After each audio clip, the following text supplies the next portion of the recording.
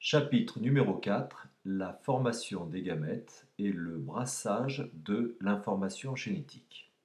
Alors, le problème de ce chapitre est le suivant.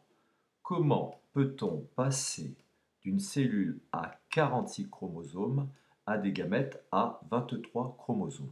Effectivement, nous avons vu que lorsque les gamètes sont fabriqués, eh bien, ils sont fabriqués à partir de cellules souches qui possèdent 46 chromosomes. Et leur division va donner naissance à des gamètes possédant chacun 23 chromosomes. Alors, petit rappel, les spermatozoïdes sont fabriqués dans les tubes séminifères qui sont situés à l'intérieur des testicules et les ovules sont fabriqués au cours de la vie embryonnaire à l'intérieur des ovaires. Alors, comment peut-on passer d'une cellule à 46 chromosomes à deux cellules possédant chacune 23 chromosomes? On se rend compte qu'il ne s'agit pas d'une division conforme, il s'agit d'une division non conforme.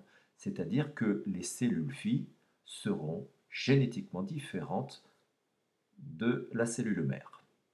Alors, cette division non conforme, on l'appelle aussi une méiose. Alors, la méiose se produit en plusieurs étapes. La première étape, c'est celle-ci. C'est-à-dire, on remarque que les chromosomes homologues s'apparient. Ça veut dire qu'ils se mettent par paire, ils se couplent par ressemblance. En bleu, on voit le chromosome paternel, transmis par le père via le spermatozoïde, et en rouge, on voit le chromosome maternel, c'est-à-dire le chromosome transmis par la mère via l'ovule.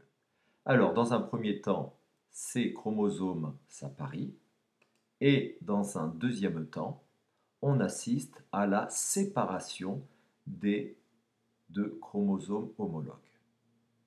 Et au final, on va obtenir des gamètes qui possèdent, dans cet exemple-là, deux fois moins de chromosomes que la cellule souche. La cellule souche, dans cet exemple, possédait 4 chromosomes, c'est-à-dire deux paires de chromosomes homologues. Les gamètes que l'on obtient n'auront que 2 chromosomes. Alors, quelle est l'incidence au niveau de l'information génétique? On a vu que les chromosomes homologues se ressemblent, mais ne sont pas identiques. Ils se ressemblent parce qu'ils ont la même taille, la même position du centromère, ils ont les mêmes gènes, mais ils n'ont pas forcément les mêmes allèles. Si on regarde bien ces deux gamètes, ils sont génétiquement différents. Alors, si l'on devait comparer maintenant la division conforme, c'est-à-dire la mitose, à la division non conforme, c'est-à-dire la méiose, l'animation va insister sur les différences. Concernant la méiose, elle se résume tout simplement à la séparation des deux chromosomes homologues. Alors, ces deux chromosomes homologues, dans la mesure où ils sont différents, ils ne codent pas les mêmes allèles, l'information génétique obtenue par chaque gamète sera différente. Au niveau de la mitose, c'est différent. Ce ne sont pas les chromosomes homologues qui se séparent, ce sont les deux filaments de chaque chromosome qui se séparent. Puisque ces deux filaments sont totalement identiques, chaque cellule fille hérite exactement de la même information génétique. Alors, ensuite, dans l'espèce humaine, on a vu qu'il y a 23 paires de chromosomes homologues. Eh bien, au moment où les chromosomes homologues s'apparient, d'une manière totalement aléatoire, on aura le chromosome paternel d'un côté et le chromosome maternel de l'autre. Ça nous fait un grand nombre de combinaisons. Précisément, si on calcule le nombre de combinaisons, ça fait 2 puissance 23 combinaisons, c'est-à-dire à peu près 8 millions de combinaisons. Ça veut dire lorsqu'un homme fabrique des spermatozoïdes, il y a peu de risques qu'il fabrique deux fois le même, puisqu'il peut fabriquer 8 millions de spermatozoïdes génétiquement différents.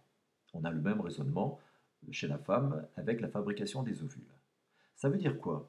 Eh bien, ça veut dire lorsque un homme et une femme se reproduisent, eh bien, ils peuvent avoir autant d'enfants qu'ils le veulent, ils auront à chaque fois un enfant différent et unique. Pourquoi?